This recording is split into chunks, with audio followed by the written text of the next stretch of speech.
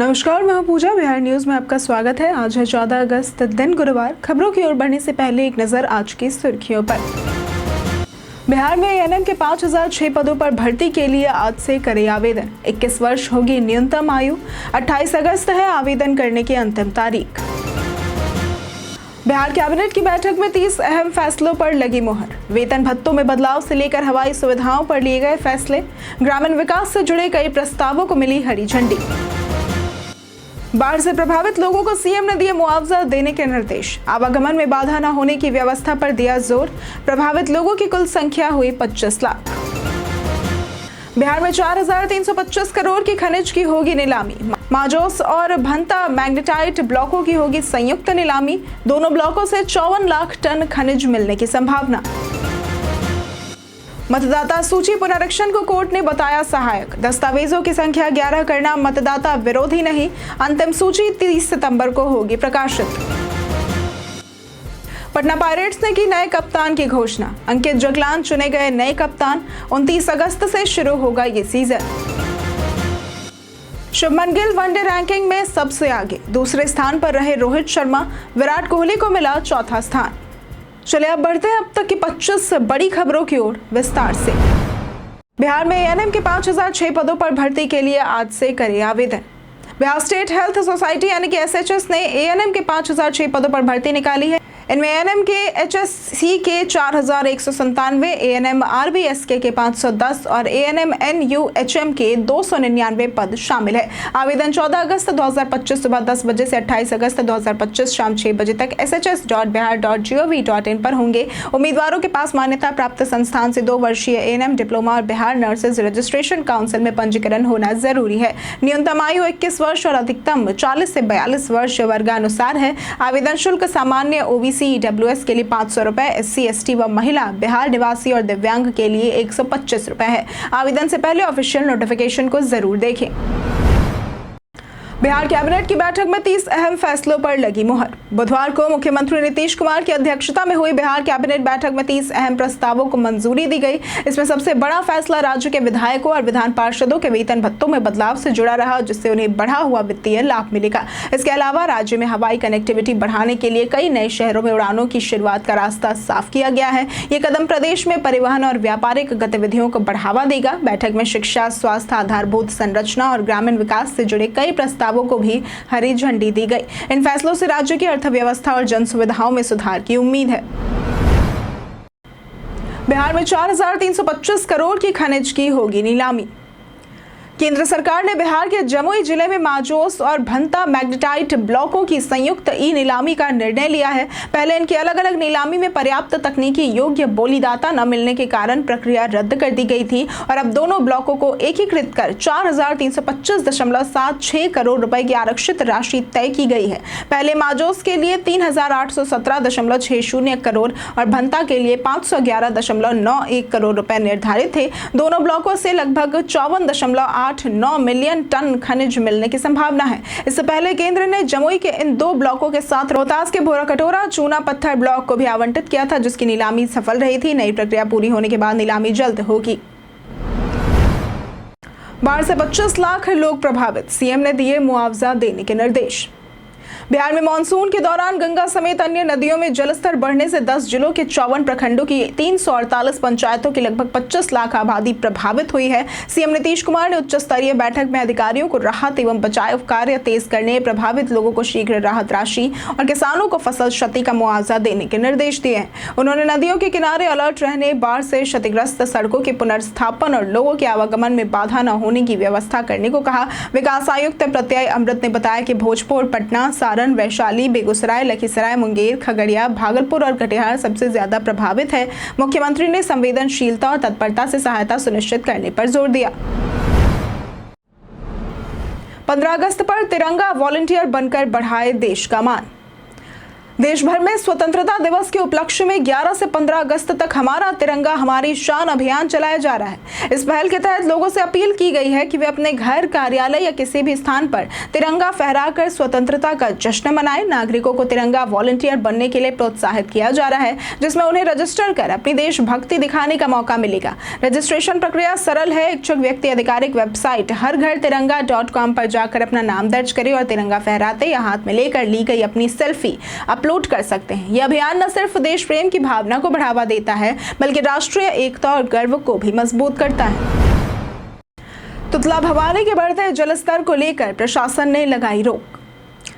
रोहतास जिले में लगातार मूसलाधार बारिश से पहाड़ी झरनों का जलस्तर खतरनाक रूप से बढ़ गया है। तिलौथू थाना क्षेत्र का तुतला भवानी वाटरफॉल उफान पर है, जहां तेज बहाव और गर्जना रोमांचक लेकिन जोखिम भरी स्थिति पैदा कर रही है। प्रशासन ने सुरक्षा के मद्देनजर तुतला भवानी, कशिश झरना और मांझर कुंड समेत प्रमुख वाटरफॉल्स के आसपास पर्यटकों के प्रवेश पर रोक लगा दी है। बरसात में इन झरनों की धार सामान्य से कई गुना तेज होती है, जिससे फंसने या बह जाने का खतरा रह सकता है। सामान्य दिनों में पिकनिक स्थल के रूप में लोकप्रिय ये झरने मानसून में जानलेवा साबित हो सकते हैं। जिला वन पदाधिकारी ने बताया कि मंगलवार से हो रही भारी बारिश ने जल प्रवाह को बेहद तेज कर दिया है। फिलहाल प्रशासन ने लोगों को सुरक्षित दूरी बनाए रखने और केवल दूर से नजारा देखने की सलाह दी है।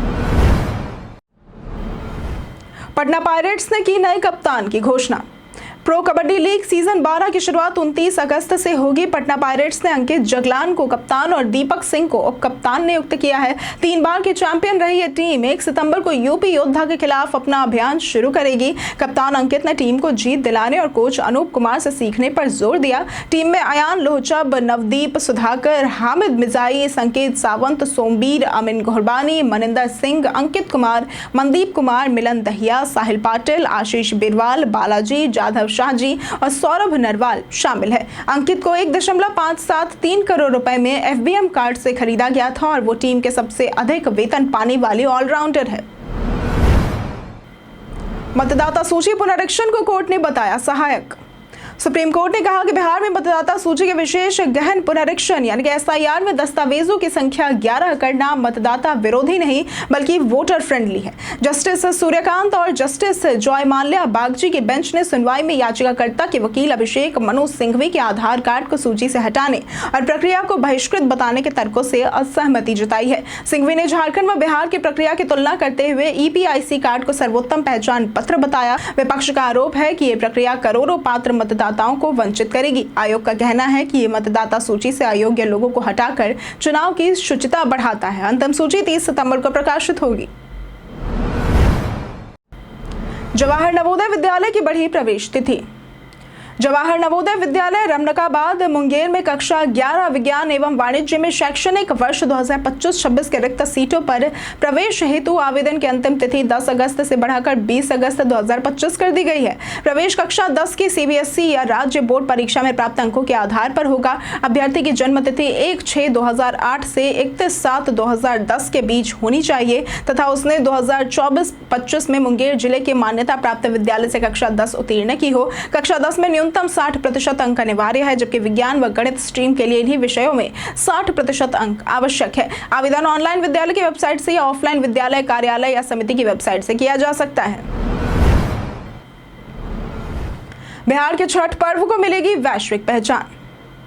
केंद्र सरकार ने बिहार और देश विदेश में बसे पूर्वांचलियों के महापर्व छठ को यूनेस्को की अमूर्त सांस्कृतिक विरासत सूची में शामिल करने की पहल की है। केंद्रीय संस्कृति मंत्रालय ने इसके लिए प्रस्ताव भेजा है और इस सूची में पहले से कुंभ मेला, दुर्गा पूजा, योग और नवरोज जैसे पर्व शामिल है। 4 दिनों तक चलने वाला यह पर्व सूर्य देव और छठी मैया की उपासना का है, जिसमें व्रती 36 घंटे का निर्जला व्रत रखते हैं और उगते और डूबते सूर्य को अर्घ्य देते हैं। छठ का आयोजन बिहार, झारखंड, यूपी और नेपाल के तराई क्षेत्रों में धूमधाम से होता है। यूनेस्को की मान्यता मिलने से इसे वैश्विक पहचान, संरक्षण और संवर्धन में मदद मिलेगी। 15 अगस्त को लगेगी ग्राम पंचायत की विशेष सभा।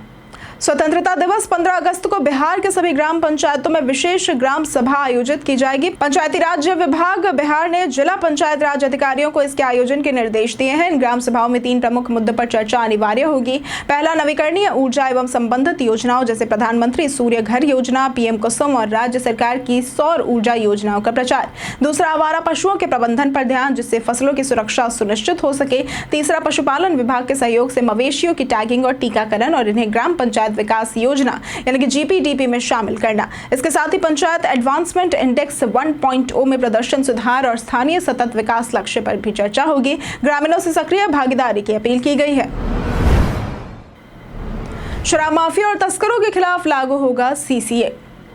बिहार के मद्य निषेध उत्पाद एवं निबंधन विभाग ने सभी जिलों के पदाधिकारियों को शराब माफिया, बड़े तस्कर और आदतन अपराधियों की जानकारी जुटाने का निर्देश दिया है। उनके खिलाफ क्राइम कंट्रोल एक्ट यानी कि CCA लागू करने का प्रस्ताव है। विधानसभा चुनाव को देखते हुए अवैध शराब के विरुद्ध छापेमारी और गिरफ्तारी बढ़ाने, प्रभावित इलाकों में जन जागरूकता अभियान चलाने और जहरीली शराब के अभियुक्तों पर नजर रखने को कहा गया है। पटना, अररिया, बक्सर, गोपालगंज और जमुई में काम असंतोषजनक पाए जाने पर कारण बताओ नोटिस जारी हुआ। 1 से 10 अगस्त में 60,699 छापेमारी, 5,766 कांड, 89,000 लीटर शराब जब्त और 2,929 अभियुक्त गिरफ्तार किए गए। जब्त शराब 15 दिन में नष्ट करने का निर्देश भी दिया गया।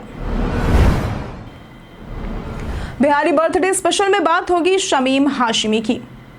शमीम हाशिमी, जिनका जन्म 14 अगस्त 1947 को सासाराम बिहार में हुआ, प्रसिद्ध उर्दू और फारसी कवि हैं जो मुख्यतः गजल लेखन के लिए जाने जाते हैं। उन्होंने मदरसा खानका कबीरिया से प्रारंभिक शिक्षा, मदरसा शम्स उल हुदा के से फाजिल, पटना विश्वविद्यालय से उर्दू साहित्य में MA व शिक्षा में डिप्लोमा तथा PhD की डिग्री प्राप्त की। उनकी रचनाएं फनून, शायर, आजकल जैसी पत्रिकाओं में प्रकाशित हुई। उन्होंने उर्दू, फारसी और अंग्रेजी में कई पुस्तकें लिखी, जिनमें टूटे पत्तों का दुख 2005 विशेष रूप से सराही गई। उन्हें साहित्य भूषण और बिहार उर्दू अकादमी पुरस्कार से सम्मानित भी किया गया।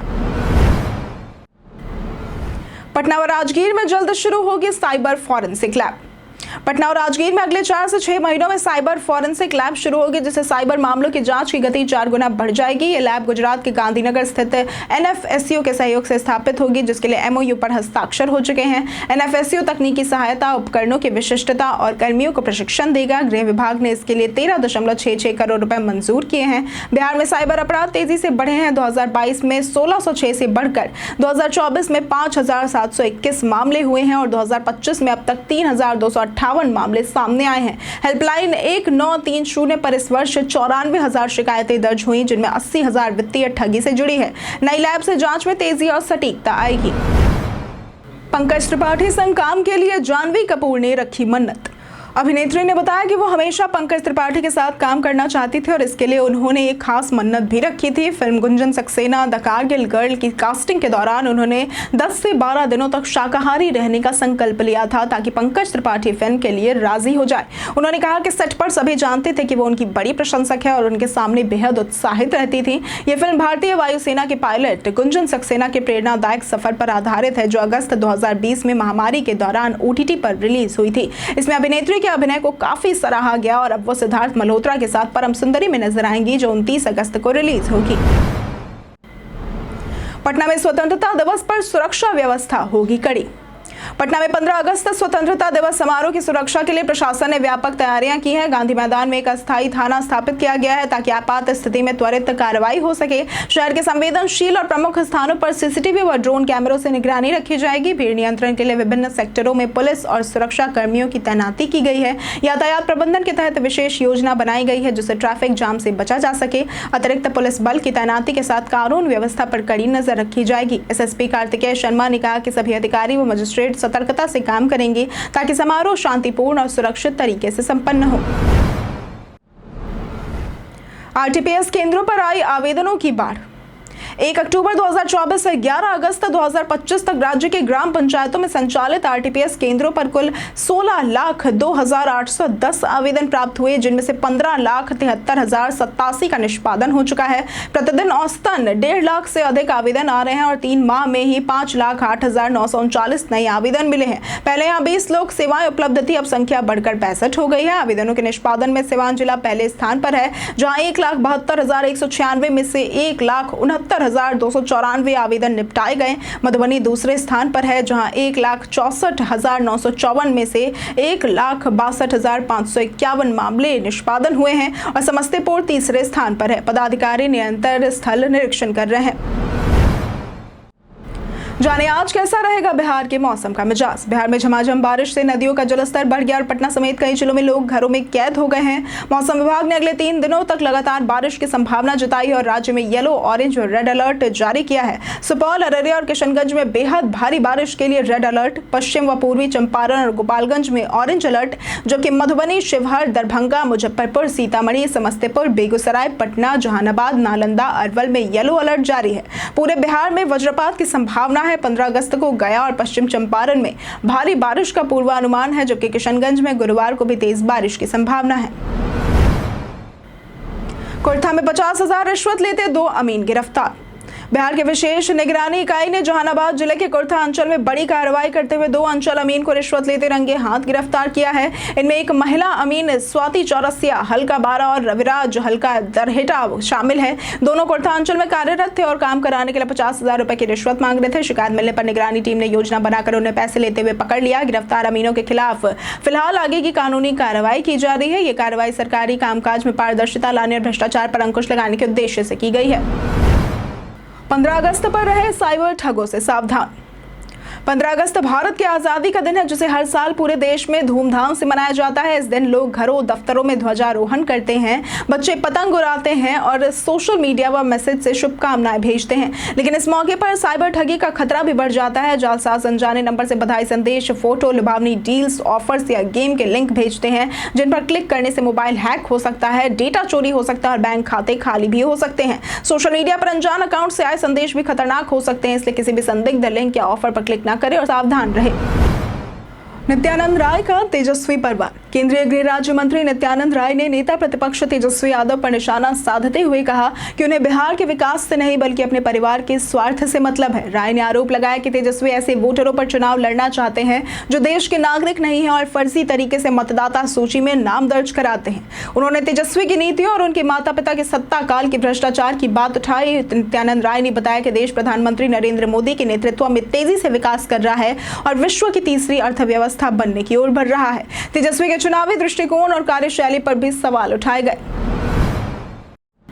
कृष्णा अल्लावरो का बयान, अगला सीएम तय करेगी जनता। सासाराम में बिहार कांग्रेस के प्रभारी कृष्णा अल्लावरो ने कहा कि बिहार का अगला मुख्यमंत्री जनता और निर्वाचित विधायक तय करेंगे। सीएम चेहरे पर पूछे गए सवाल को उन्होंने टालते हुए कहा कि ये फैसला जनता करेगी। वो राहुल गांधी के 17 अगस्त से शुरू होने वाले बिहार दौरे की तैयारियों की समीक्षा के लिए सासाराम पहुंचे और कार्यकर्ताओं संग बैठक की। उन्होंने बताया कि राहुल गांधी वोटर अधिकार यात्रा के तहत बिहार आएंगे, जिसका उद्देश्य संविधान और मतदाताओं को मजबूत करना है। इस यात्रा में वे जनता से सीधे संवाद कर ये संदेश देंगे कि देश और बिहार का भविष्य मजबूत करने के लिए मतदाताओं का सशक्त होना जरूरी है। शुभमन गिल वनडे रैंकिंग में सबसे आगे। आईसीसी वनडे बल्लेबाजी रैंकिंग में भारतीय युवा बल्लेबाज शुभमन गिल फिलहाल नंबर 1 बने हुए हैं। उनके खाते में 784 रेटिंग अंक है। भारतीय कप्तान रोहित शर्मा को रैंकिंग में 1 स्थान का फायदा मिला है और वो अब दूसरे स्थान पर है। उनके 756 अंक हैं। पाकिस्तान के स्टार बल्लेबाज बाबर आजम 1 स्थान खिसक कर तीसरे नंबर पर आ गए हैं। उनके 751 अंक हैं, जबकि हाल ही में वेस्टइंडीज के खिलाफ सीरीज में उनका प्रदर्शन निराशाजनक रहा। भारत के अनुभवी बल्लेबाज विराट कोहली चौथे स्थान पर है। उनके 736 अंक है और अब वो केवल वनडे फॉर्मेट में खेलेंगे। न्यूजीलैंड के डेरिल मिचेल 5वें स्थान पर हैं। उनके 720 अंक हैं। कई कारणों से दर्ज है भारत के इतिहास में आज की तारीख। 14 अगस्त 1947 को ही भारत का विभाजन हुआ और पाकिस्तान पृथक राष्ट्र बना था। 1968 में प्रवीण आमरे का जन्म हुआ था। ये भारतीय क्रिकेटर हैं। 1957 में जॉनी लीवर का जन्म हुआ था। ये हिंदी फिल्मों के प्रसिद्ध हास्य अभिनेता है। 1941 में टीवी रामकृष्णन का जन्म हुआ था। ये भारतीय सैद्धांतिक भौतिक विज्ञानी है। 1924 में कुलदीप नैयर का जन्म हुआ था। ये भारत के प्रसिद्ध लेखक एवं पत्रकार थे। 2011 में शम्मी कपूर का निधन हुआ था। ये प्रसिद्ध हिंदी फिल्म के अभिनेता थे। 2000 में हवा सिंह का निधन हुआ था। ये भारत के सर्वश्रेष्ठ मुक्केबाजों में से एक थे।